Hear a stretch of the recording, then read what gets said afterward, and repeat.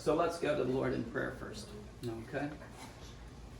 Our gracious Heavenly Father, we thank you that you are a father to your children, and that you have made us your children, that isn't something that we caused ourselves to be born again, but you were the one who performed that miracle of regeneration, of new birth, and giving us real life, that we were dead in our trespasses and sins.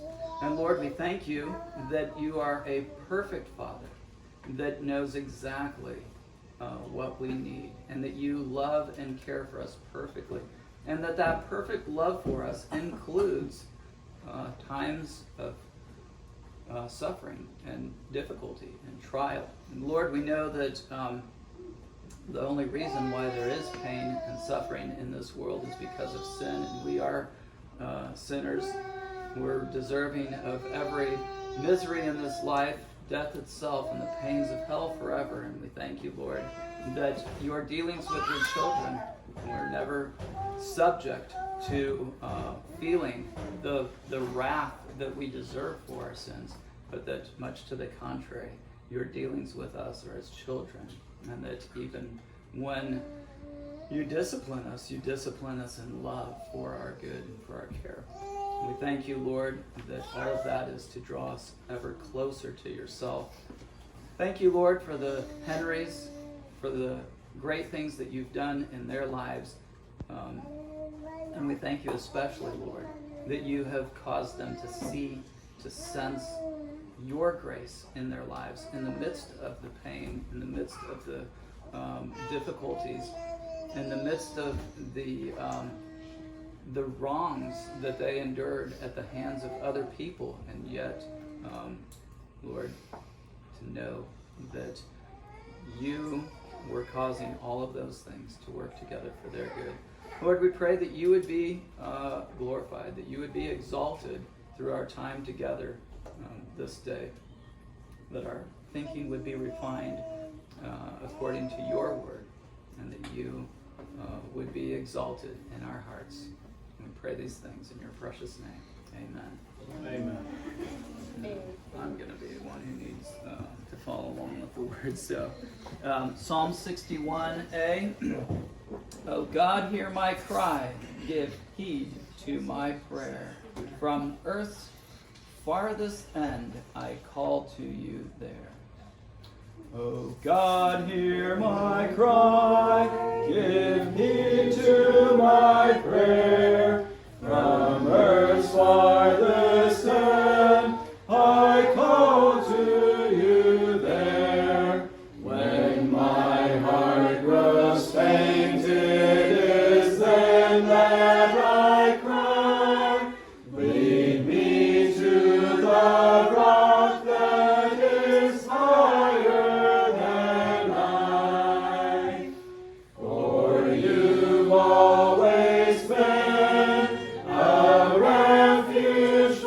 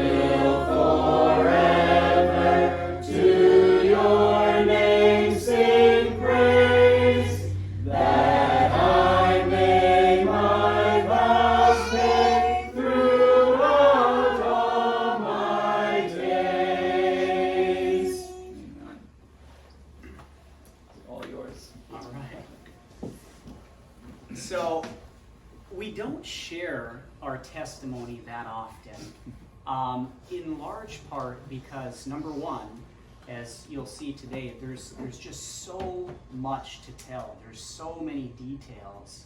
And how do we get into all that? You can't share that necessarily in a 5, 10, 15-minute conversation. There's just so much there. And then secondly, it's so unbelievable, this story, for a couple of reasons, and the main reason being, we were accused of a very heinous crime.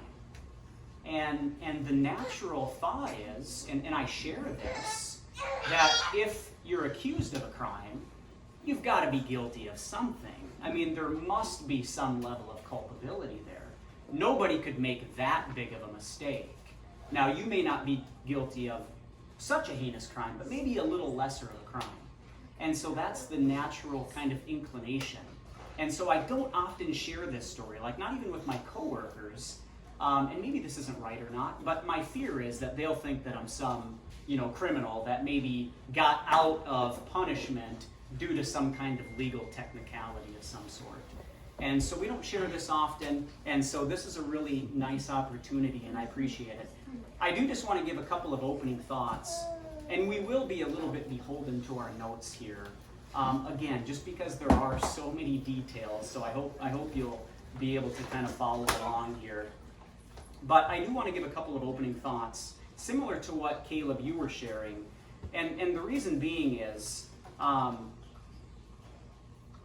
here in America, we don't really have, not all of us, but in general, American Christianity doesn't really have a theology of suffering.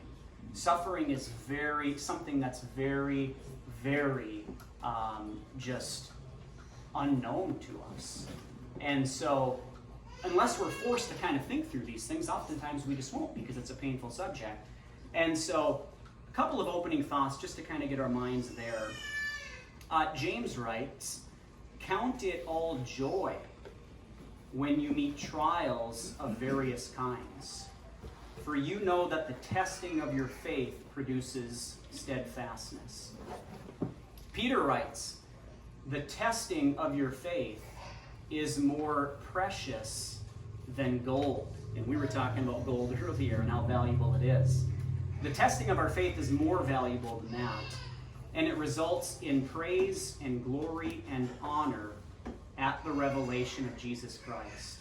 That's the testing of our faith. Romans 5, Paul writes, "We rejoice in our sufferings, knowing that suffering produces perseverance. Perseverance, character, and character, hope." There were many times during the darkness of our trial, especially while we were languishing in jail, and things just kept getting darker and darker and darker, and there seemed to be no light at the end of the tunnel, where I would ask myself, is this something I really believe? Do I actually believe the words on these pages? Is this suffering really something that is valuable and that we should rejoice in? And it certainly didn't seem like that at the time while we were going through it. And one truth that I had to hold on to and read over and over and over again is from Isaiah 50, where Isaiah writes, "Let him who walks in darkness and has no light trust in the name of the Lord and stay upon his God." And likewise, Proverbs 3, I had to lean on that. We're all familiar with these famous verses. "Trust in the Lord with all your heart, and do not lean upon your own understanding." Things are not as they seem. Things are not as they appear at the moment. God is orchestrating his creation in ways that are imperceptible, in ways that are often unintelligible to our finite minds. And everything God ordains is good, it's right, even though it may be very painful or unpleasant at the time. God is aiming at something higher than our comfort, something higher than our ease. Trials and suffering, they're just one of the means in his hand that he uses to perfect us, to sanctify us, to make us more into the image of Jesus Christ, that we may have that fellowship of suffering with him. And, sometimes in our suffering, like in Alex and in my case, God delivers. He performs a mighty deliverance from that suffering. But at other times, God doesn't.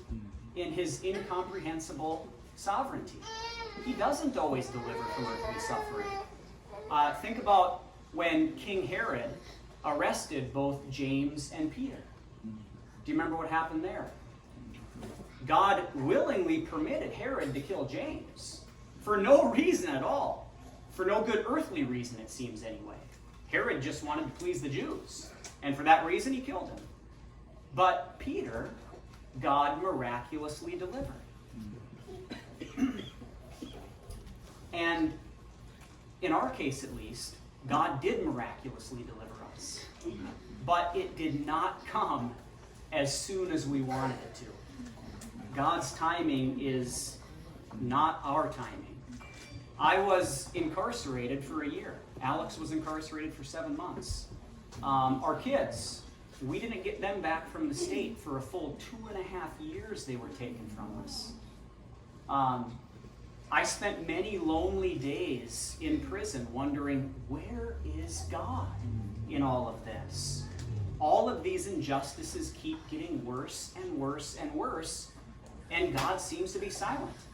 I would often cry out with the psalmist, "How long, O Lord, will you hide your face from me forever?"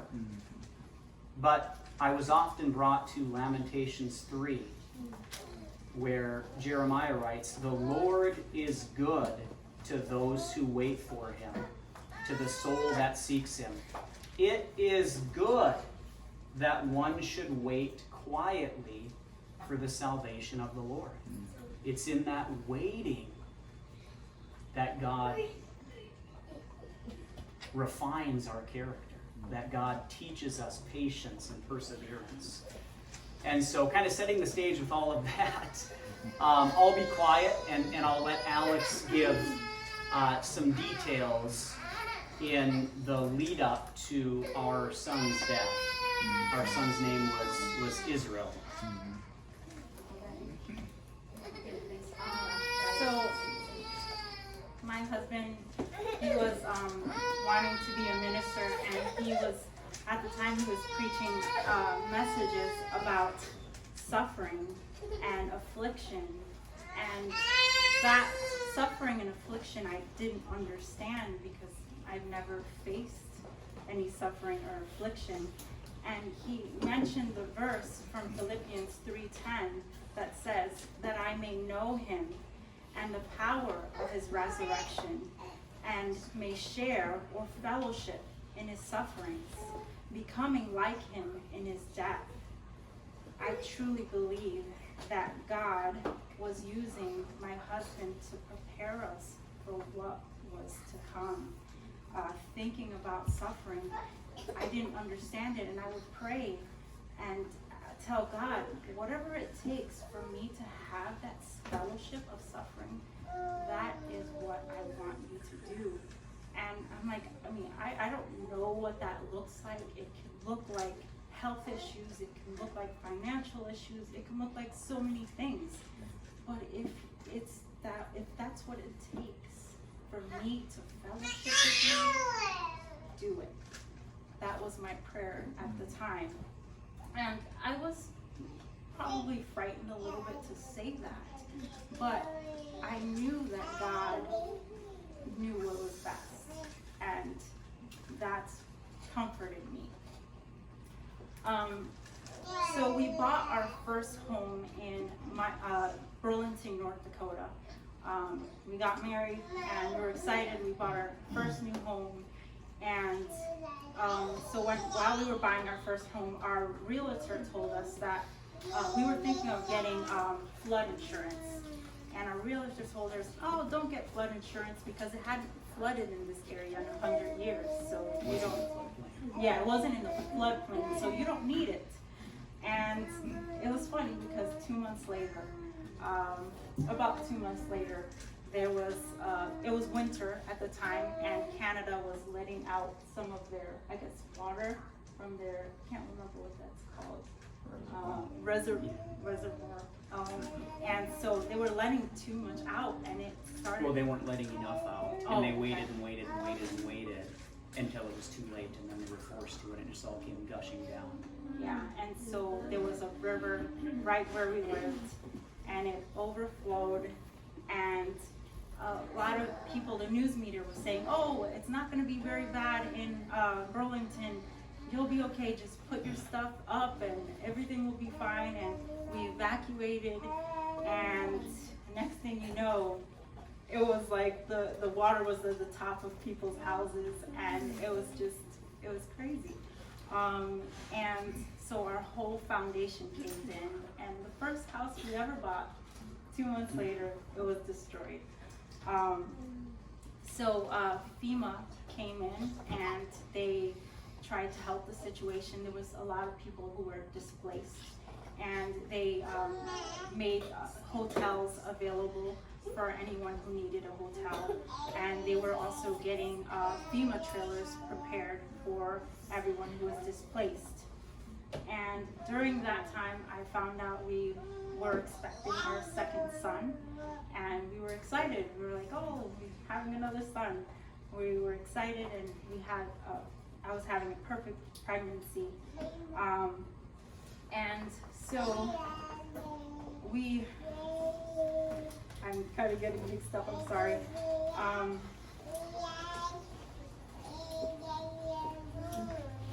So we stayed, at the time we were staying in different hotels. Every night we were staying in different hotels. And it got to the point that we had to call all the time to see if there was availability for a hotel. And we kind of got tired of that. And a friend of ours had a camper, and they lent us their camper, and it started becoming cold. In North Dakota, it gets pretty cold. So it was around October, and I was due to give birth in November. So we're staying in a trailer in October, and we already had our, was almost 2 years old, and it was pretty cold, and we were like, what are we gonna do? And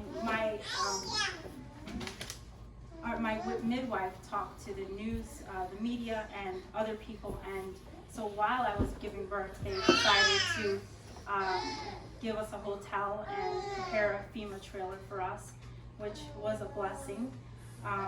So we gave birth, I gave birth to our son, Israel, and he was healthy.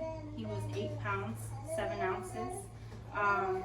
We got a pretty, really great pediatricianist, and at the time she was pregnant, and she would soon go on maternity leave.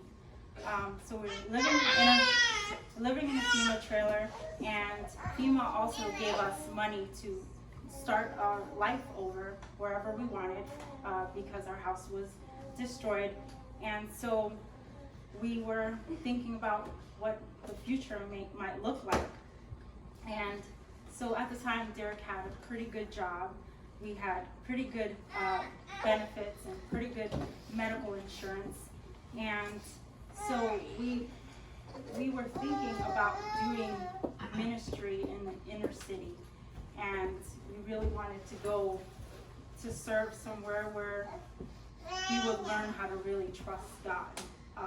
We felt like we had everything we needed, and we wanted to learn how to trust in the Lord.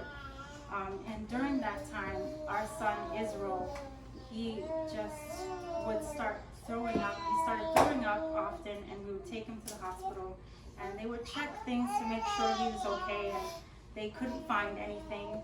And he wasn't gaining weight as well. So we switched formulas to see if that would help, and it wasn't really helping. They told us maybe try putting prune juice in his formula, maybe that will help with his constipation. And we tried that, and many times we had to take him to the doctor because he just wasn't gaining weight, and he was constantly throwing up. but time after time they would take x-rays, they would do other things, take blood samples, and they could not find anything wrong with him. All they kept saying is, feed him more, make sure you have Pedialyte, make sure you have medicine and everything, and that's all we were told as we went to the doctor. And so the doctor that we had, the pediatricianist at the time, she went on maternity leave, and we had another pediatricianist, and she was pregnant as well, and she was soon to go on maternity leave, and she said the same thing. Oh, just feed him more, constantly take him to the doctor, make sure you do this, you do that, and so we just didn't know if there was anything wrong because they said there was nothing wrong. So that pediatricianist, she went on maternity leave as well. And at the time we found out we were expecting another son. We were excited, another son coming, and we were also contemplating, okay, so where are we going to go with this FEMA money to start over? The FEMA, actually, at the time, they had like a little deadline. They said, in September, you guys, everyone has to figure out where to go, because I don't know what they were going to use the FEMA trailers for, but they were just giving a deadline to everyone. And so we were trying to figure out, where are we going to go where we can use this money and not owe any money on a house and just use the money that FEMA gave us. We looked and we looked and we thought about Detroit, Michigan. Detroit, Michigan, you can buy a house and it could be $15,000 and you won't have any more payments, and there's inner city work we can do with the people there. We can share the gospel with the people there, live amongst the people. So we were so excited. And so we went, I think it was around July, we went into July to check out Detroit, Michigan, and to see if we found a house. We found a house there, and we bought a house, and before we were getting ready to move, our son was, again, throwing up, had a bout of throwing up and other things happening, and we went to the doctor. This time it was a third doctor, and he was just like, oh, he looks fine. Just make sure you're feeding him what you're supposed to be feeding him. Make sure you have Pedialyte, make sure this and that. And so we're like, okay. And then we moved to Detroit, Michigan.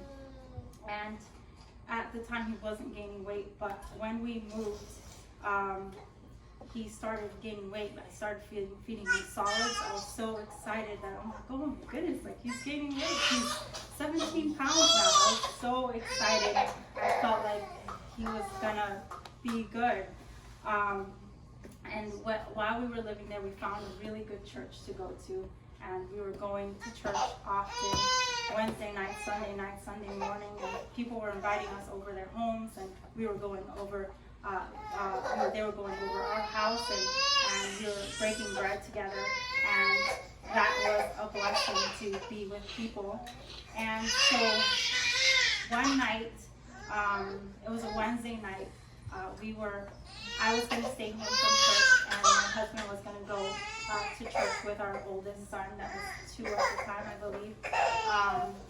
And they went off to church, and he left his cell phone with me, because we only had one cell phone. And so we went to church, and our son, Israel, and I was pregnant at the time, probably 6 months pregnant at the time, started having his bouts of throwing up again. And I was getting nervous. I'm pregnant, and so I have all these emotions going through me. And so I call him, and I tell him, well, I think you should come home because the same things are happening. And so he comes. You called somebody at the church. I And called when I got our to the church, he told me, and then I turned around. Yes, yeah. I called the pastor and told Derek what was happening. And so Derek came home. And so we were trying to talk about it, think through it. Should we take him to the hospital? Should we not take him to the hospital? And we just were thinking, we took him to the doctor's appointment several times when we were living in North Dakota. and they kept saying the same thing, and they kept saying there was nothing wrong with him. So we were just thinking, I guess there's nothing wrong. He'll be okay. He was okay other times. He'll be okay now. Well, and sorry to interject here, just to add the point that you wanted to go, Yes. and I said, he'll be fine. It's okay. We've seen this before. He'll get better like he always does. And I shared that information. We both shared that information with the police, who you'll kind of find out here later in the story. They would go on to kind of use that against us, and use that in particular against me, to charge me with more serious crimes than Alex. But anyway, sorry. Yeah. So we stayed home and we were keeping an eye on him, and he seemed to be getting better. He was tired, so I thought, oh, let me just put him down. And I was really tired myself, and so I put him down, and we go to bed, and we wake up in the morning, and my husband is a runner, so before he went running, he told me, he's like, Alex, go check on Israel to make sure that he's okay. And so I go, and I don't know if it's mother's intuition or what it is, but I kind of felt like a weird feeling. So before I went to his room to go check on him, and while I opened the door, I'm checking on him, and I pick him up, and he's cold to the touch and unresponsive, and I tell my husband, I'm like, he's not alive. And he calls the ambulance, and he tries to do everything that the ambulance tells him to do. And they come and pick Derek up with Israel and take him to the hospital. And my son has a Kai, so I couldn't go with them. And so I call my pastor and his wife and other people at our church, and they come over, and our pastor goes over to the hospital with my husband, and Israel was pronounced dead at the hospital. And so that was very difficult, because I wasn't able to go and just like kind of say goodbye to him. It was kind of like a rush of everything, and it was very difficult.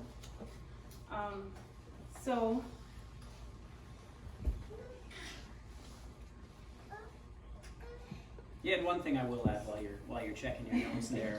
So I was at the hospital. Alex was still back home, and we didn't know this at the time. We only kind of pieced this together afterwards. But they brought me into a room in the hospital, and I was just sitting there waiting. I'm like, what's going on? My pastor was there, and so it wasn't, he was trying to console me or whatever.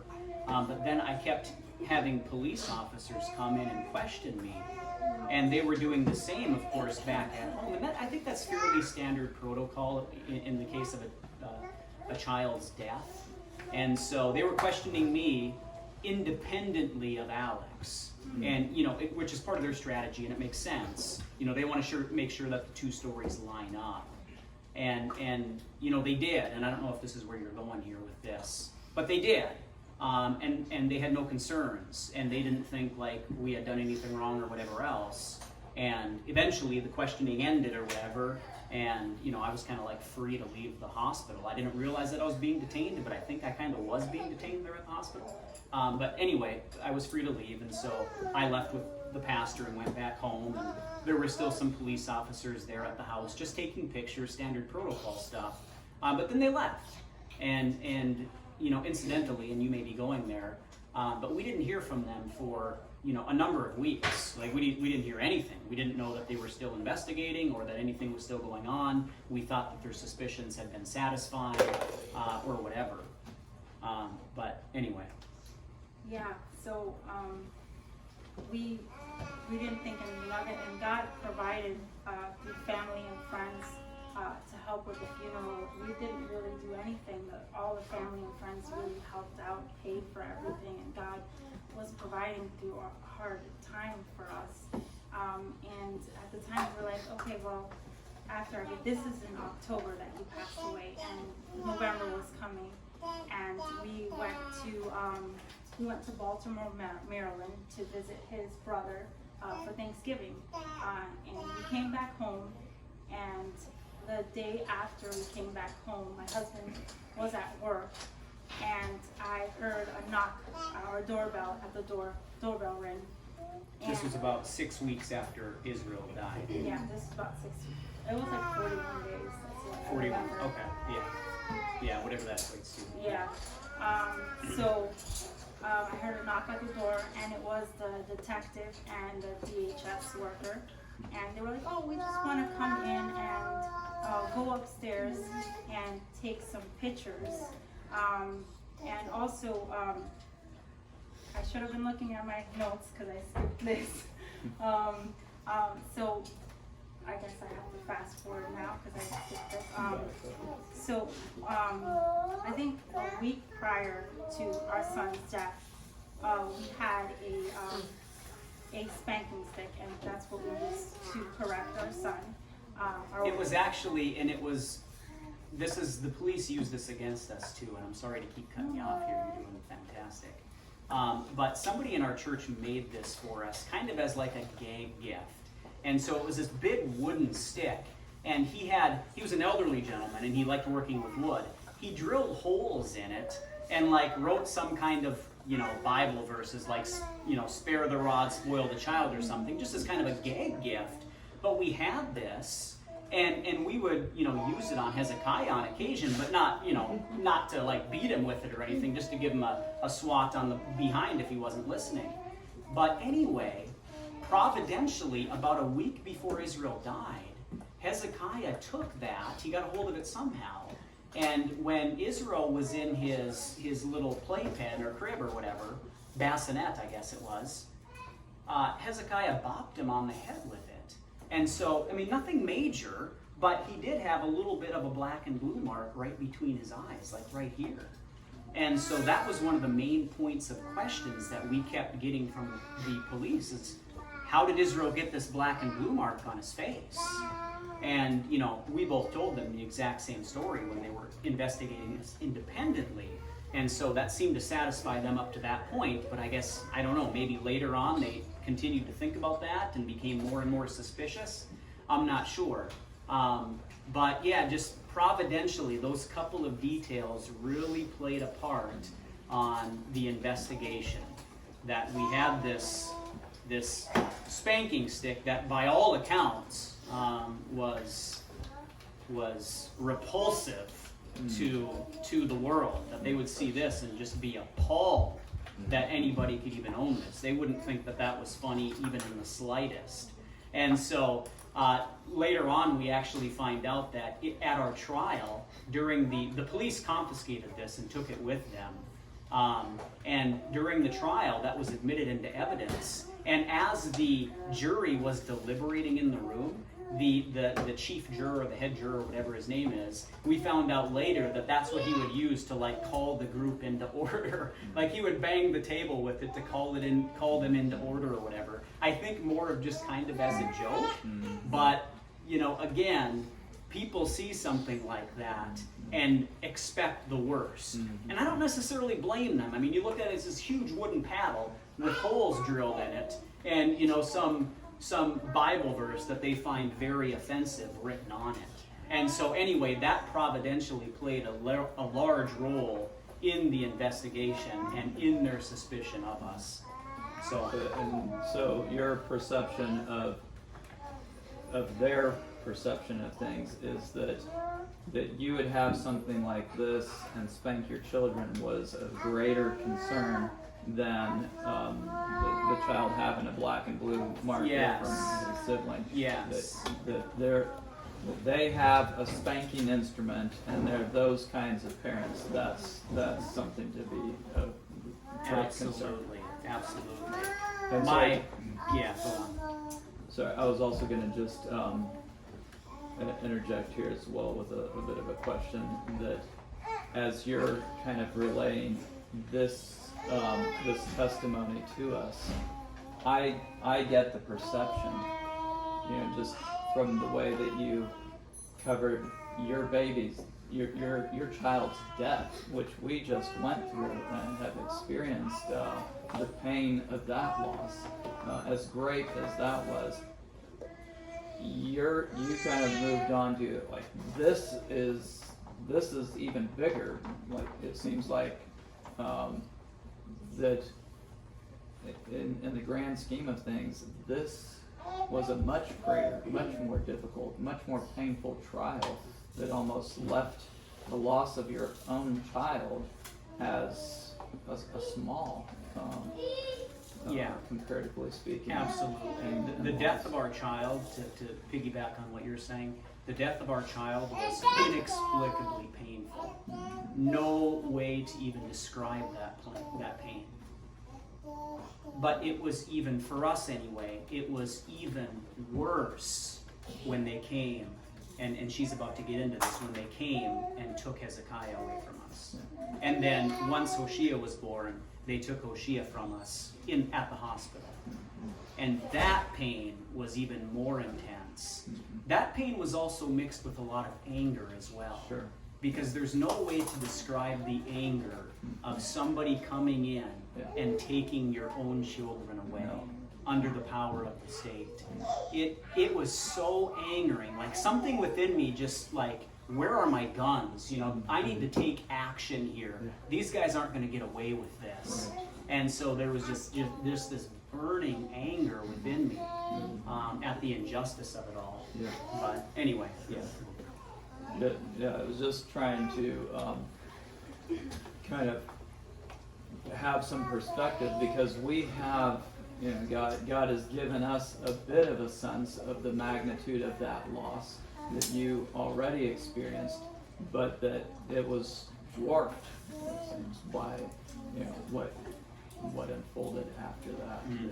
It's almost like you didn't even get to fully grieve that, and now all of a sudden you're being accused of evil and of wrongdoing in the very thing that you're right now trying to grieve over your loss. Yeah. Yeah. We were accused of being the cause of our son's death. Not just negligence, but actually we intended his death. That's what we were aiming for, was to kill him. So I'm kind of trying to give a backstory to how the other kids were taken away. So they came and they wanted to do a reenactment. They said, "Oh, we're just wanting to do a reenactment of Hezekiah hitting the baby in the bassinet." And so they brought their own bassinet. They set it up. They had a fake baby. They put the baby in the crib. They videotaped it and they asked Hezekiah to hit the baby. And they saw it and it looked like they were satisfied, and that was it. And while we were going down the stairs, they were like, "Mrs. Henry would like to talk to you before we leave," or anything like that. And so they're like, "We believe that you and your husband had something to do in the death of your son. And because of that, we're going to take your son Hezekiah from you today." And I was about 6 months pregnant, and I start panicking and crying, and I'm just like, "What do you mean you're going to take our son away? Like, what are you talking about?" And they're like, "Mrs. Henry, calm down. You're pregnant." And I'm like, "How can I calm down?" And I was like, "Can I call my husband, please?" And they're like, "Go ahead." I call my husband, and he starts panicking. He's like, "I'm coming now. And they didn't. I answered the phone, and I just hear somebody wailing on the other end and not knowing what was going on. Yeah, and they didn't even wait. They didn't wait for my husband to come home and say goodbye to his son. They didn't wait. They just took him. And my husband comes home, and the the detective comes in after, and we sat down at the table. I think you can explain what they told us better than I can explain it, if you can. Yeah, I mean, honestly, I don't even know that I remember much of that conversation. But they came in and asked a few more questions, and then left. Yeah. I didn't know, like at the time too, I thought maybe they're going to arrest me at that point if they believed that we had something to do with Hezekiah's death. But they didn't. They asked a few questions and left. And it's also of note too that when Israel died, they actually did an examination of Hezekiah to look to see, if he was in good health and if he had any bruises on him or anything else or evidence of abuse. And there were no findings. When they came to take Hezekiah out of the home, they also did an examination and found no findings. He was in good health. He was his normal weight. He had no bruising or anything like that. And so that was the point that I brought up to the detective. It's like, I don't know what evidence I could give you better than Hezekiah on why I'm not or why we're not abusing him. Look at him. He's healthy. He has no bruising. Whatever else that you think we're doing is just not there. But of course, they had already taken him away, and that wasn't going to change anything. But they left. They didn't arrest us or anything. They just left. Yeah. And so we were so startled. Like, what do we do now? Like, how do we get to Hezekiah? What's next? So family members and friends helped us to find a lawyer. They recommended a lawyer, and we went to this lawyer, and he told us that based off of what the detectives told us, that we are going to have to turn ourselves in, and that whatever the medical examiner comes up with is going to be bad, and we're going to have to turn ourselves in whenever that report comes out. And so we were just panicking, like, we were scared. When is that report going to come out? What is it going to say? What's going to happen to us? When are we going to see our son? And so we were able to set visits to see our son Hezekiah, and it was so hard to visit your son and just leave him. It was just like, I want to take you with me. You're my son. And it was like they had no remorse.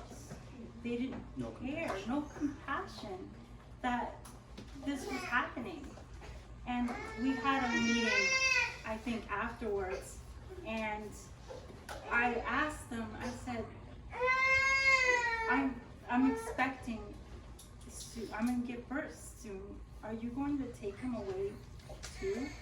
And they said, yes, your other son is in foster care, we're going to take him away too. And I'm just like, well, how can I be happy?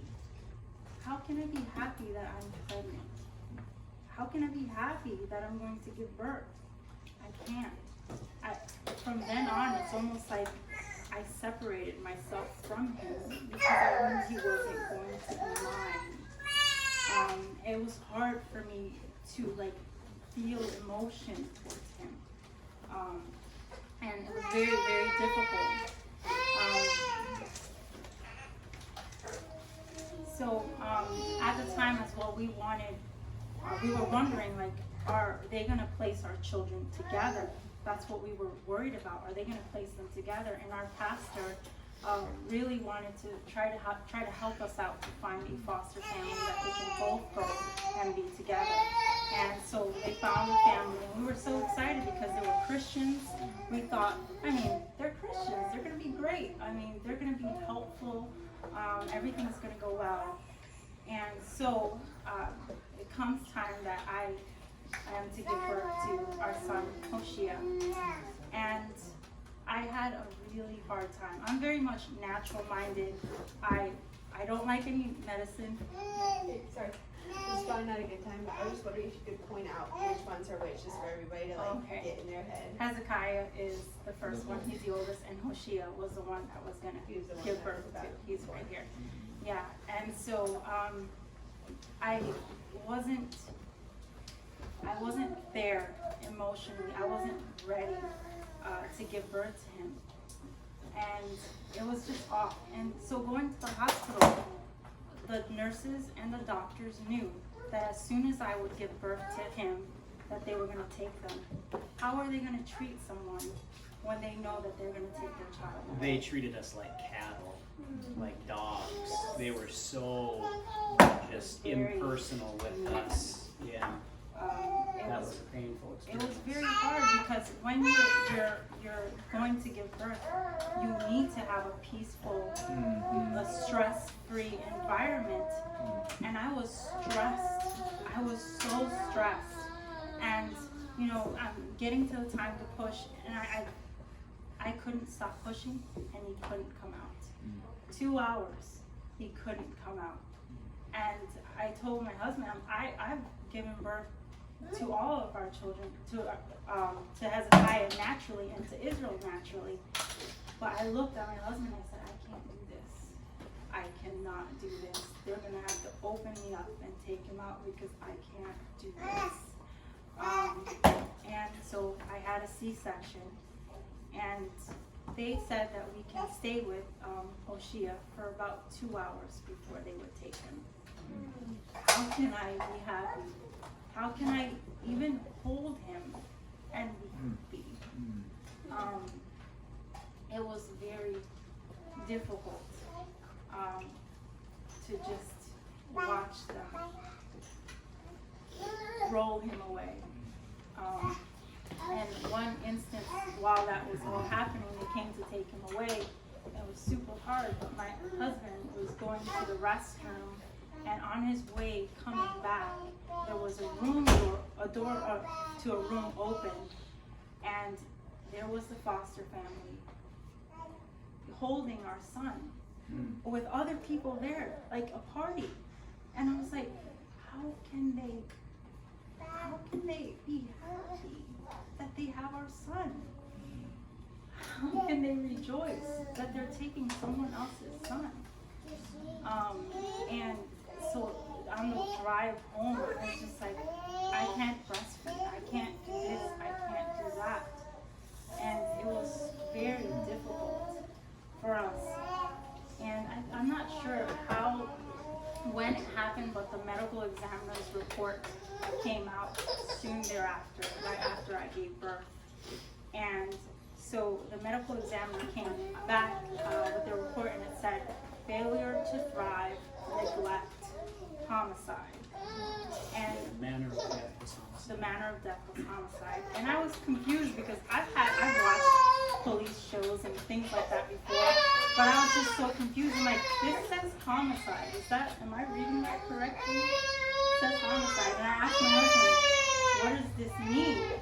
And so they were charging us with first-degree murder, second-degree murder, manslaughter, first-degree child abuse, and third-degree child abuse.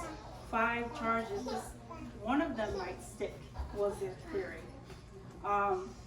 So we had to turn ourselves in. And what does that look like? So we drive to a precinct, and we turn ourselves in, and they put Derek on a side with other men. I think you were by yourself, I can't remember. So he was in a cell by himself, but I was in a cell with a whole bunch of women, and it was just cement slab, and we're all sleeping, laying on the floor, and how can I even sleep on the floor? I wasn't comfortable with all these people that I know. And so the next day, we were going to have a... I'm sorry, did you say how long after you gave birth you went to the cell? So I don't remember how long it was. It was soon thereafter that we had, I would say, it was very So soon. how long between After the Hoshea's C-section. birth? Okay. Yeah. So yeah, they did give us a couple of weeks. I think their thought was to help Alex heal before locking her up. So he was born on February 20th, and I think March 9th or something we turned ourselves in. Yeah. So 19 days or so later. Yeah, and so the next day we were going to have what's called a video arraignment, because they weren't going to drive us to court. So we were going to have a video arraignment with a judge.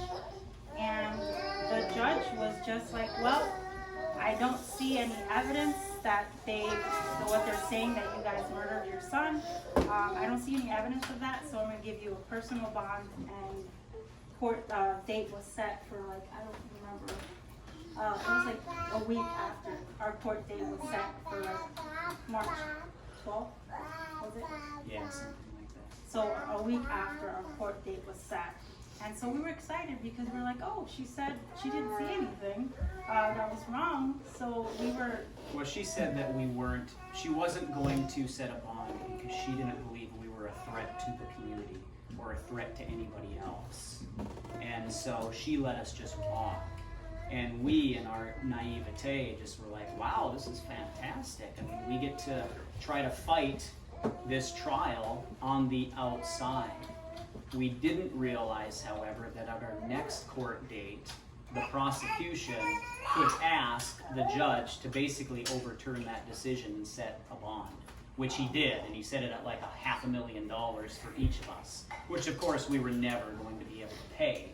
So therefore we were in jail awaiting trial, which the trial ultimately came 7 months later. So we were in jail, in the county jail, awaiting trial for those 7 months. Well, Yeah. So at the time, our court date was set in June for us to go back to Pure Court, but they didn't say that we can go. So the judge was very, very mean. He would basically looked at us and said, "You guys are murderers and you guys are criminals. You guys are not coming out. You're gonna set your bond to $500,000. You're not going anywhere." And he set our court date to June, and I was so confused. I'm like, when we went to the back, when they were preparing to take us, I was telling our lawyer, "Can't you get us out of here? Like, are we gonna stay here?" And he's like, "Yeah." wow. And I was just like, "What do you mean? You got it. You have to. The lawyer wasn't in charge. You have to get us out." And he just didn't have anything to say to us. It was. Well, yeah, I don't know if you're capturing this here, but yeah, that lawyer who professed to be a Christian, Wow. we eventually got rid of him because our pastor is good friends with another criminal lawyer there in Detroit. And this other criminal lawyer said, "You've got to get rid of this guy because he is negligent in his duties." He wasn't even planning on hiring our own medical examiner to refute their medical examiner. He wasn't even planning on hiring this other person. And when this other lawyer found that out, that's when he said to my pastor, "Hey, listen, they're going to lose if they go into trial with this lawyer here because he doesn't know what he's doing. He's in way over his head, or he just doesn't care, or whatever else." So we did eventually fire that lawyer and hired somebody else at a very expensive price. That we were fortunate enough in God's providence that we had family that was able to meet that price tag, because it was you'd fall off the floor if I told you how much that lawyer actually cost. But he was supposedly one of the best in Detroit, if not the best. Yeah. But you have to pay a high price in order to be able to secure get someone those to services. defend your Yes. own integrity and your own righteousness. Yes. You're innocent, you're righteous, and yet you have to pay a high price for your righteousness taken. Very much so. Yeah. All of the elders in our church, they visited us weekly in jail. You can only visit one time a week, and every single week they faithfully came and visited us. When did you get the new lawyer in the middle of this? So our original trial date was set for June. We actually didn't go to trial until September, but it was initially set for June.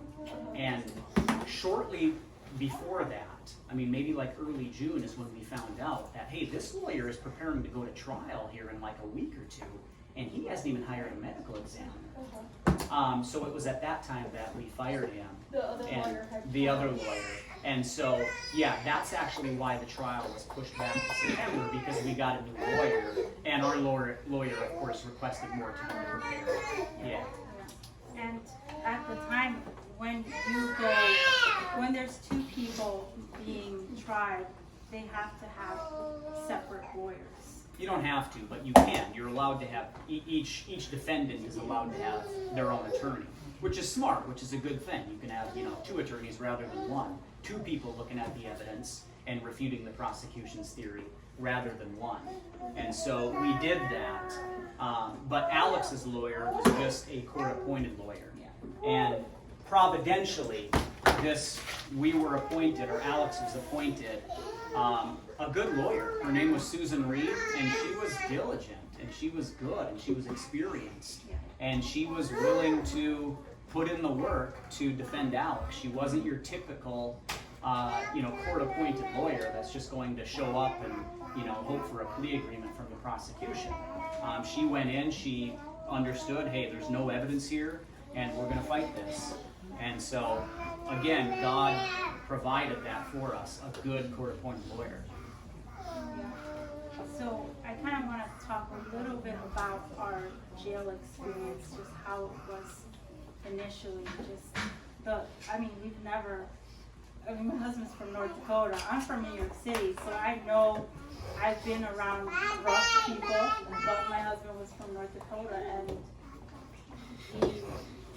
it wasn't something he would be used to. So I was mostly scared for him because we were charged with murder, so we were going to be around other murderers. And so I was okay with myself. I was scared for myself, but I was terrified for my husband.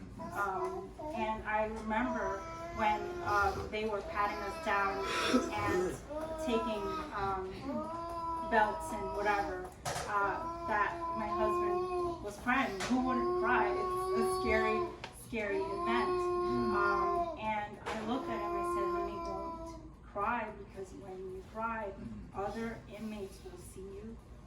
Pray upon you. And will pray upon you. And the deputy said the same thing. He's like, I wouldn't recommend crying.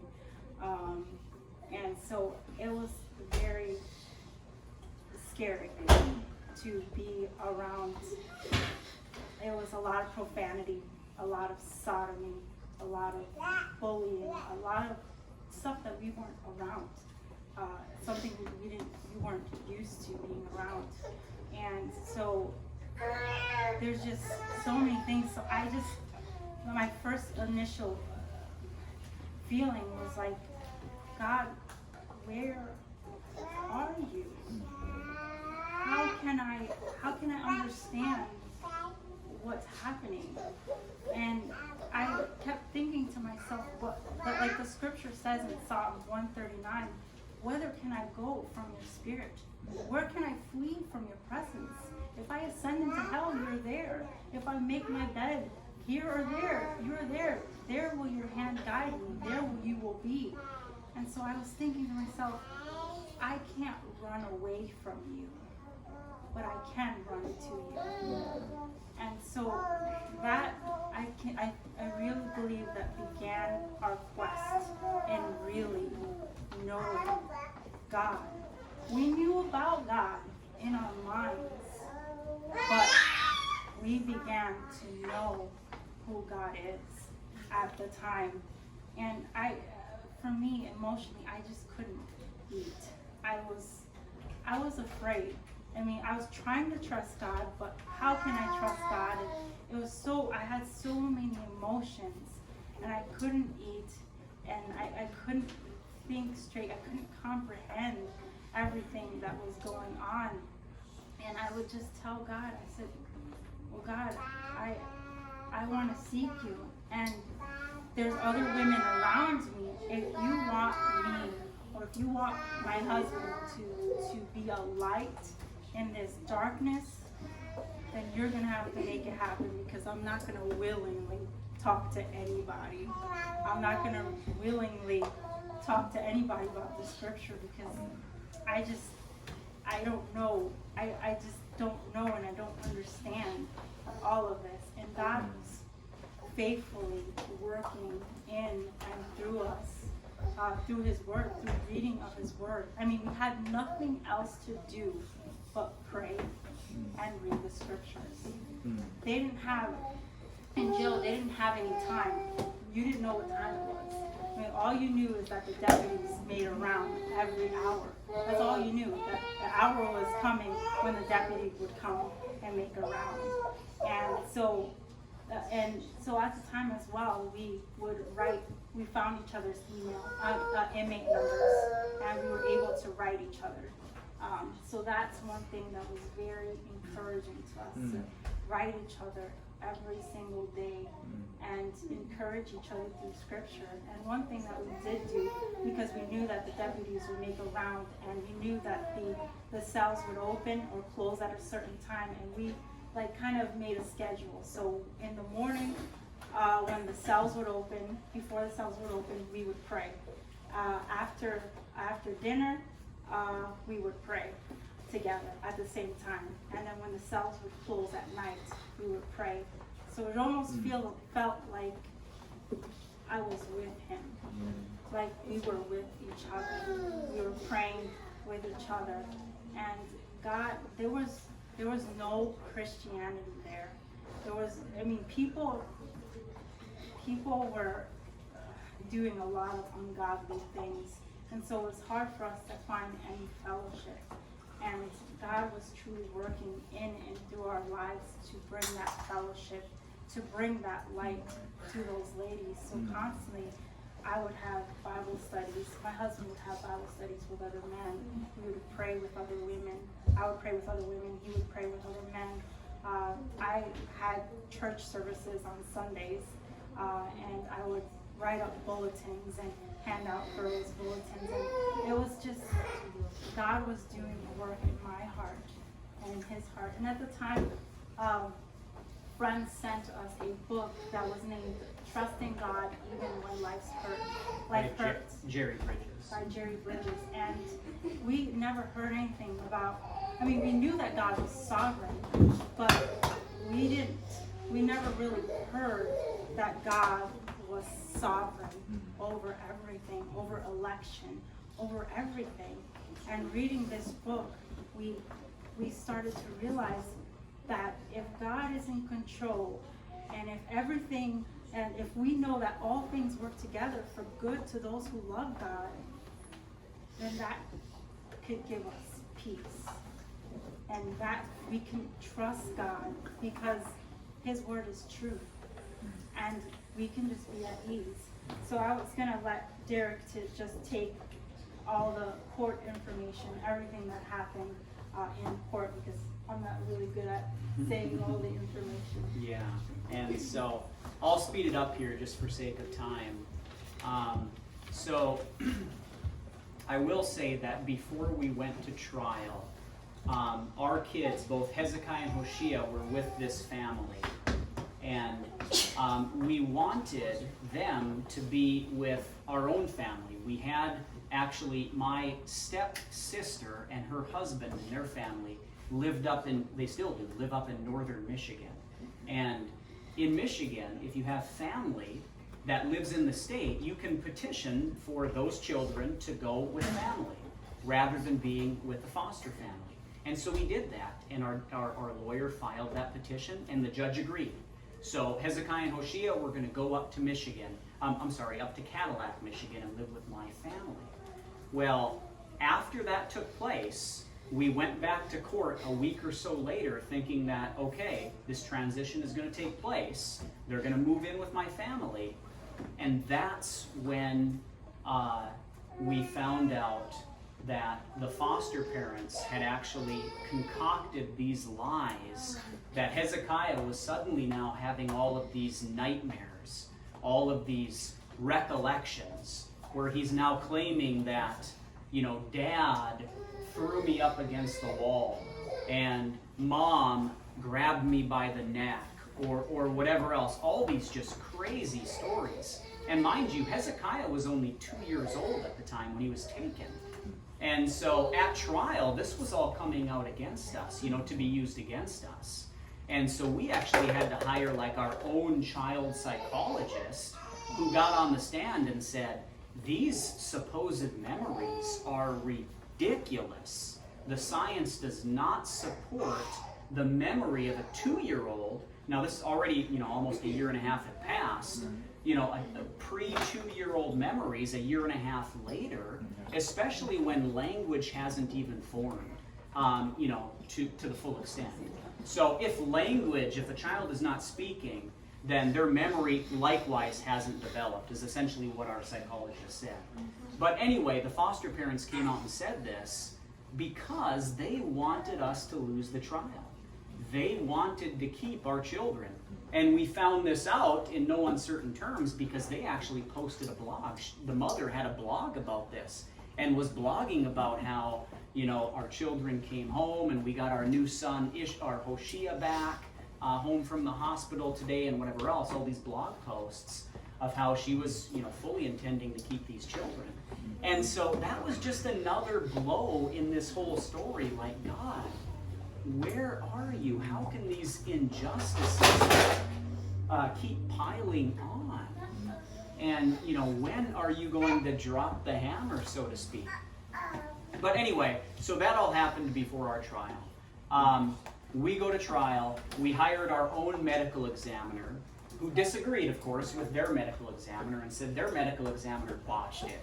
Not that she had any nefarious motives or anything like that, but she just didn't do a good job. They didn't look at all the things that they should have looked at. And his conclusion was, we don't know how Israel died. But it wasn't because of any evidence of, abuse or neglect or whatever else. We just don't know. It's inconclusive. Because their medical examiner had said, well, it's a failure to thrive. They didn't feed him enough food. Somehow, I don't know how they got there, but they therefore concluded that because he was underweight, therefore we didn't feed him, and we intended to kill him that way. And so I don't know how they got from here to there, but that was their theory anyway. And so we hired this medical examiner to refute that theory, and he did. And so we got through the trial. The prosecution presented their case, and as soon as their case closed, our lawyers filed a motion with the judge to dismiss the murder charges because with the rationale that there was no evidence, especially a first-degree murder. I mean, you have to prove intent, and there was no intent, no evidence of intent. And even first-degree child abuse, that's a specific intent crime. You have to be able to prove intent in order to convict somebody of that crime. And so the judge agreed. The judge threw out first-degree murder. He threw out first-degree child abuse. He was getting ready to throw it out for both of us. But that's when the prosecution stood up and objected because of my desire not to take Israel to the hospital. She said that desire, Israel, not to take him to the hospital, that desire proves intent, was what she argued. And the judge even said, I don't see that, but I'll leave it on. It basically is a compromise. I'll leave it on. So anyway, the serious charges were thrown out, which is a big relief. I mean, we were no longer looking at life in prison. And so that was a big relief. We were looking at much less serious charges, but I still had first-degree child abuse. So anyway, we presented our case. The trial is over, and the jury deliberates. The jury deliberates for a full day and a half. And then they send a note to the judge basically saying, hey, we're gridlocked. We can't come to a consensus here. We found out later that it was like 7-3 or something like that. Or did I do the math right? 8-3, I don't remember how many there were. But, so they were gridlocked. And the judge said, I don't know what to tell you here. Go back and try again. And if you can't come to a conclusion or a consensus, then you'll have to come back again tomorrow. Now these jurors, I mean, these are, they're getting like a small stipend to come and be a juror. It's nothing. I mean, they have other lives. They have to take care of their families. And so the judge sent them back in and said that. We were there in the courtroom when he said that. Otherwise, you'll have to come back tomorrow. They came back with the decision like 20 minutes later or so. So that's, 15, 20 minutes, they came back with the decision. And they came back and they read Alex's first. She still was charged with manslaughter and third-degree child abuse. Manslaughter, not guilty. Third-degree child abuse, they agreed guilty, which is just a misdemeanor. It's not even a felony. They came over to me.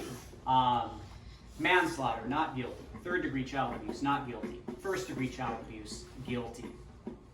First-degree child abuse in Michigan, like under my sentencing guidelines, carries a minimum 9 years in prison. 9 years. The jury didn't know this. I mean, this isn't given to the jury. So afterwards, when they find out how serious of a crime it is, 2 of the jurors actually sent a letter to the judge asking for him to basically like vacate the decision, because they were like, hey, we couldn't come to a decision. We agreed that, you know, they should be guilty of something because, yeah, they should have gone to the hospital that night, but we didn't think it was anything guilty of, like, you know, that long in prison, so please change your mind. Well, the judge didn't, and so sentencing day came, and Alex got time served, of course, because it was only a misdemeanor, not even carrying any jail time, and the judge sentenced me to 9 years. Now, in Michigan, they always sentence you to a minimum and a maximum sentence, so there's always a range, a date range there. It's usually like, in my case, I think minimum was 9 years, maximum was 15 years. Well, the judge in my case just said 9 years to 9 years and 1 day. And so when that sentence came down, of course, I was broken. I'm in tears. I'm now, you know, getting separated from Alex again. Alex gets to walk out, and Alex just sat there in the courtroom as I'm walking out and just wailing. I mean, it just reverberated and echoed through the whole courtroom. And I didn't know this until later when my attorney told me, but she sat there just unable to move and just wailing and wailing and wailing, where basically they had to like carry her out of there. Not security or anything, but basically like my lawyer and family had to get around her and carry her out of the courtroom. We found out later that that had a huge impact on the judge. But so anyway, I was sentenced to 9 years, and I'm trying to shorten this up here a little bit so we can get done. There's a lot that happened in between there. So I went off to prison. I was there for only 4.5 months. And I do want to say one thing about prison in general. If any of you have ever been there, I hope you haven't. Prison is the absolute darkest, most evil place you could ever imagine here on earth. There is so much wickedness that goes on, and it's just accepted. The deputies turn the other way. There's so much rape. There's so much, I mean, homosexuality is just like accepted and laughed about. It almost seems like everybody in there is a homosexual. And it's just laughed about. And rape is laughed about. And it happens all the time. And even more so than that, extortion is rampant. If the gangbangers, as everybody calls them, the gangbangers run everything in there. And whoever's not affiliated with the gang is almost certainly preyed upon. And basically all they do is they say, hey, when store comes around, you're going to buy me these items, and if you don't, here's the consequences. And it usually involves a shank of some sort. And a lot of people that I knew, and they especially prey on, you know, guys like me, who's not affiliated, who's, you know, a scrawny white boy, who is in there for a crime that they view as, you know, terrible. Anything against children or anything against women. So those are at the bottom of the totem pole. Those are the people that they prey on, because they know that those people won't get any sympathy from anybody. And so I was a target going in. And to this day, I don't know how, but I was never once in those 4.5 months, and thankfully maybe it would have been different if I'd have been there longer, but through those 4.5 months, God protected me. I was never once bullied. I was never once extorted. Nobody said anything to me. And here's why I think. When I was in jail there, I think the means that God used to make that happen. When I was in jail there for those 7 months, I would have a Bible study in my cell with a few other inmates. One of the inmates that always came, and he never converted, he never professed Christ or whatever. He just kind of came because he wanted some jailhouse Christianity. But anyway, we formed a friendship, and he knew that I was a solid guy, and we formed a friendship. And when he left long before I did. I was there for 7 months in jail. Probably for the last 3 months or so, he'd already been shipped off to prison. He was found guilty of his crime. I think he actually took a plea agreement, but he was sent off to prison. When I got to prison, like my first day there, I ran into him. So I went to my pod, I didn't know anybody else, and I ran into this guy. His name is, I don't even know what his real name is. He just goes by Gooch. Everybody calls him Gooch. And Gooch, I ran into him. Well, turns out Gooch is a big player in whatever gang he's a part of. And so I think Gooch probably put the word out saying like, hey, that guy over there, he's with us. You don't touch him. That's my theory. I don't have any evidence of that. Gooch never said anything to me about it. I don't think he would have. But that's my theory. I can't make any sense of it otherwise, what means God would have used to do that. But anyway, my lawyers, when they saw the judge clearly have compassion on me by only sentencing me to 9 years and 9 years and 1 day, he was bound by that minimum sentence. You can't go below those mandatory minimum sentences. Maybe you can, I don't know, but you probably have to, jump through some hoops. But they filed a motion with the judge. I forget what the motion is called. I later found out that it's a motion that never gets accepted by the judge. It's something that lawyers maybe learn about in law school, but it's more of a unicorn. But they filed a motion with the judge, basically asking the judge to overturn the jury's decision, which again never happens, and for good reason. We wouldn't want judges to just be able to have that power to overturn the decision of a jury of your peers. And so they filed this motion almost right away, right when I was sent off to prison. Well, things never happen fast in court. So, a couple weeks later, we go to trial. The judge says, I'm just not sure, I don't know what to do. He's kind of hemming and hawing. And so he delays it. He pushes it off and says, let me think about it for a little while. Come back a couple of weeks later, and for whatever reason, this just keeps getting pushed out for, up to 4.5 months. And finally, at 4.5 months, they come to trial, and this motion is being presented to the judge, and he goes off on this whole spiel. And we still have that transcript, and whenever I read it, I still get goosebumps. But he basically goes off, he just, from memory, he recounts all of the details of the trial. And he's just like, there's no evidence that Derek intended to harm his child. There's no evidence. And so, and by the way, the courtroom was packed. We had like 50 people from our church there and other friends, and so the courtroom was just packed. And the judge even asked where I was. He wanted me to be there at that motion hearing. I wasn't. I was still up in upstate Michigan at the prison, but he thought that they were going to transport me down to Detroit for this motion. I wasn't, but anyway. So he recounts the whole trial and basically agrees with my lawyers that yes, this was a travesty. This was a miscarriage of justice, and he overturns the decision, which basically sets me free immediately. And so I'm in this maximum security prison. People never go home from maximum security prisons. They usually go to lower security prisons as they get closer to their release date. And so I'm trying to go quick here. One more detail that I want to give, and I'm sorry. I found out about this motion because I knew it was going to take place on that date. And I was sitting in my cell, waiting for our yard time. Because when we had yard time, that's when we could go to the phones and I could make a phone call. And so finally get to yard time, and I hadn't heard anything, and I knew the motion hearing was that morning, so I just assumed the worst. I assumed the judge must have denied it, which is kind of what we expected anyway, because these motions are never granted. And so it's like, early afternoon, and I finally get my yard time, and I call Alex, and she picks up, and she's like, hey, hello. And, I'm like, how's it going? She was just kind of down and melancholy, so I just assumed the worst. And so I'm like, so I didn't get it, right?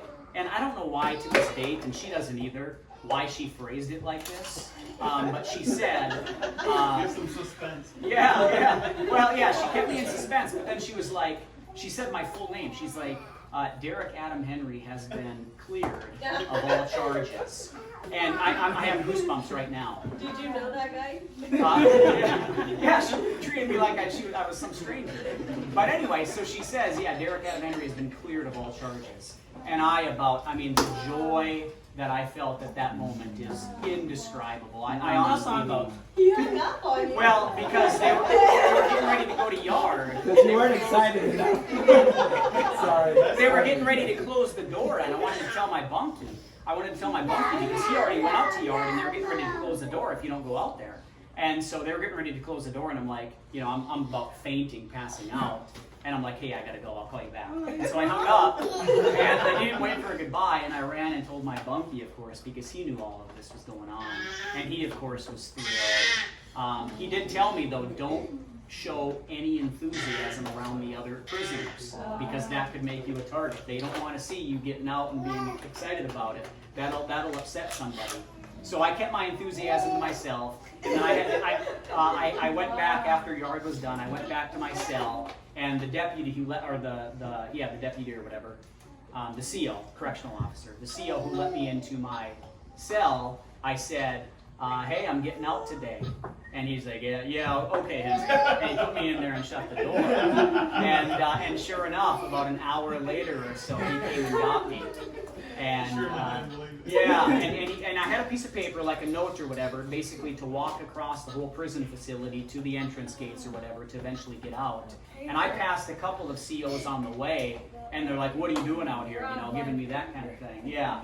And so I showed them my papers, and they're just like, I told them I'm getting out of here, and you know, they kind of same response, yeah, right, okay. They looked at my papers, and then one guy was just like, I don't ever want to see you again, and handed it back to me.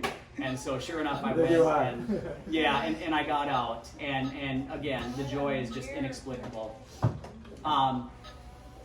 So I thought, you know, hey, this is awesome. The judge recognizes that we're not guilty, that I didn't intend any harm. So Hezekiah and Hoshea, they're going to be back home like right away. That's just kind of what we thought. That's not how it works. We still had to go through a whole civil trial. And the burden of proof in a civil trial is not beyond a reasonable doubt. They only have to prove like the preponderance of the evidence supports our theory. And the theory was Derek and Alex are child abusers and they shouldn't have these children. They were looking to take away our parental rights. And so we still had a year and a half of civil trial as well with a totally another lawyer, totally different lawyer. And we still had to go through that for another, about a year and 3 months before Hezekiah and Hoshea came home. And we had to relitigate that whole thing. We had to relitigate all of these stories from the foster parents about how Hezekiah was retelling all these crazy stories and having, you know, all these memories of abuse and everything. We had to relitigate all of that and go through all of that again and just hear all these awful, awful, awful lies. But in the end, the judge didn't buy it. Didn't buy it. The same judge. No, so this was a different judge, yeah. So we had a criminal trial judge and then a civil trial as well. Yeah, where the state was essentially seeking to terminate our parental rights. And because Hezekiah was supposedly so traumatized by us, by the thought of visiting us, we weren't even able to visit Hezekiah. So for all this time, even while I was in prison and Alex was out, she was able to visit Hoshea, thankfully, once a week. But even during that time and after I got out, we weren't able to visit Hezekiah. He was seeing like a child therapist for like, you know, child trauma. He was seeing him weekly, and we weren't even able to see him. So during all this time, we weren't even able to see him. It was only at the very end of our trial when the judge decided not to terminate our parental rights. He then granted a guardianship, not to those foster parents, by the way, because those foster parents, as soon as that happened, when the judge denied the termination of parental rights, they backed out. They went and said they went to the foster foster what? Well, they went to the foster agency and basically, you know, basically said, if we can't keep these children, it's too painful for us to go any further, any farther. So they moved from that foster family, the one that spread all those lies, into another foster family, which was amazing because they went in with an older lady and she was a Christian. And she told us after the first visit, when we finally were able to visit with Hezekiah and Hoshea, after that first visit, this foster mom came to us, like after the foster worker had left, and said, I expected the worst from Hezekiah. You know, supposedly he was so traumatized and having all these nightmares, and he was just a really troubled child. And she's like, I haven't seen any of that. And now visiting with you guys, he's not scared of you guys at all. He's just a normal kid. And so she tells us this, and then she grabs our hands real quick and just starts praying. And like, you know, she was a Pentecostal lady, so I mean, she's just wailing out to the Lord, and very, you know, very emotional and effusive, and so it was quite the experience. But yeah, what's that? So Hezekiah, he would have been 4 at the time. He actually came home providentially on his 5th birthday. Yeah, exactly. And so yeah, she just grabbed our hands, and then he didn't forget about you guys. He still remembered what you looked like. How long did you know? I don't know what he really remembered or didn't. So when my husband was in prison and I was out, I got to see him once or twice. Well, but however, I'm sorry to interject here. However, after those visits, she would have continued to get to see Hezekiah, but the foster mom lied and said, oh, after that visit with mom, Hezekiah came home and immediately that night and the next night had these terrible nightmares where he's crying out in agony. And so then the visits were then stopped. They came to the judge and stopped the visits immediately. Because they were afraid. They were afraid. She thought that we were charged with all these heinous crimes, first-degree murder and everything else. They're going to jail for life. These kids are ours. And then when I get out and the judge overturns the decision, I get out, they're terrified. She's thinking, I'm going to lose these children. So, you know, then she amplifies all these lies that she's already been telling from the get-go. But anyway, I'm sorry. It's fine. I thought you were going to say something else. Well, it's kind of backtracking. But Okay. I was going to say one more thing about this foster mom. This foster mom, she invited us to go to Six Flags, which was a big no-no because we couldn't have any contact with them unless the social worker was also there. But her family was, yeah, the new foster mom, this one that they went to, this one that the Pentecostal that grabbed their hands and prayed. She invited us to Six Flags, which was a big no-no. You can't do that. We couldn't have any contact with them apart from the social worker being present. But they took a trip to Six Flags and invited us with. So we got to go to Six Flags with them and spend the whole day with them. And we weren't even supposed to. And that's like the foster mom put her neck on the line to do that for us. Because she believed us. And she was like, all these stories of trauma are ridiculous. He's a normal kid. And he wants to see his parents. He's asking to see his parents. And so anyway, just providentially, you know, God just dropped some big buckets of kindness on us and compassion. So and then Hezekiah, they finally came home. It was really neat on Hezekiah's 5th birthday, July 14th, 2015. And they came home, and we had a big party over at like the pastor's house in their backyard. Yeah, we pulled out the slip and slides and everything, and cake and ice cream. Yeah, it was a big party.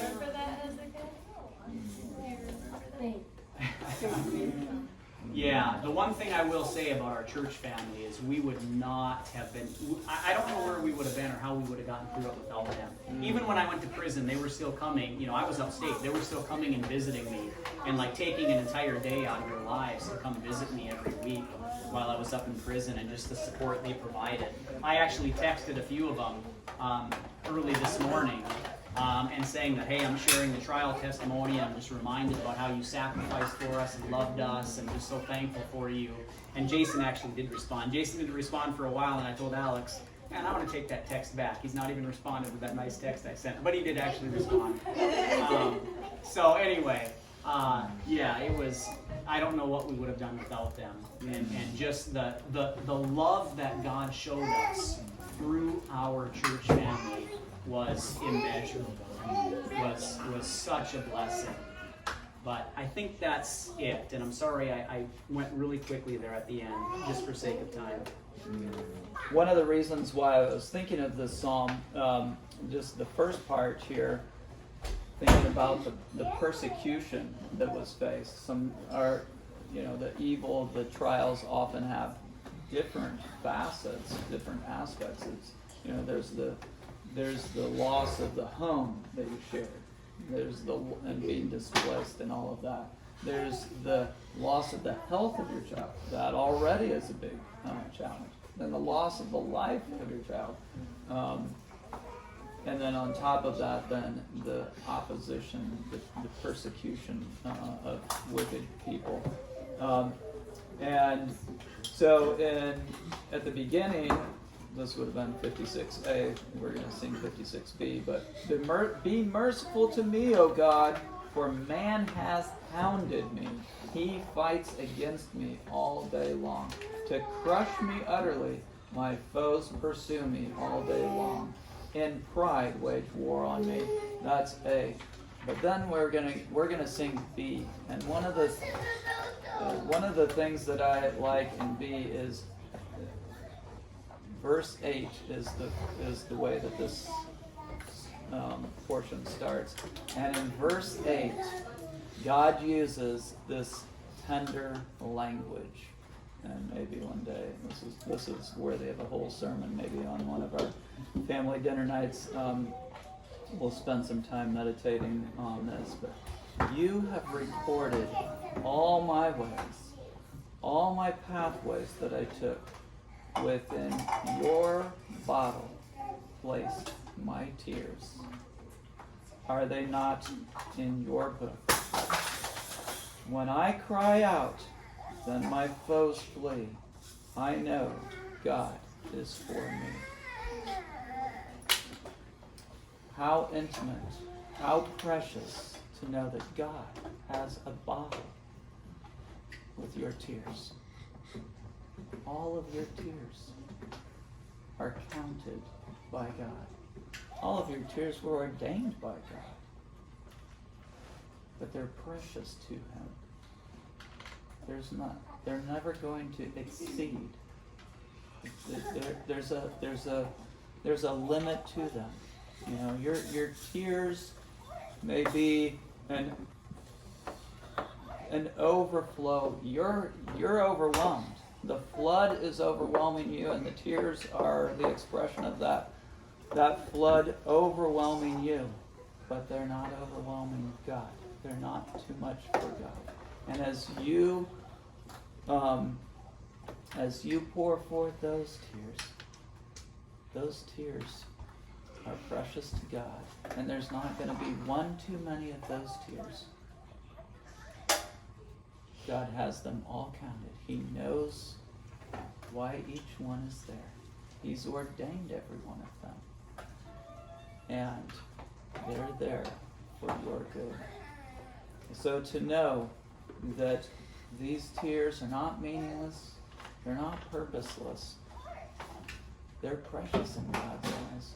And oh, that we would be able to have this vision of even the pain, the trials, the tears that we experience in this life, to know just how precious they are in God's eyes, that we might have that same perspective as well. So Psalm 56b.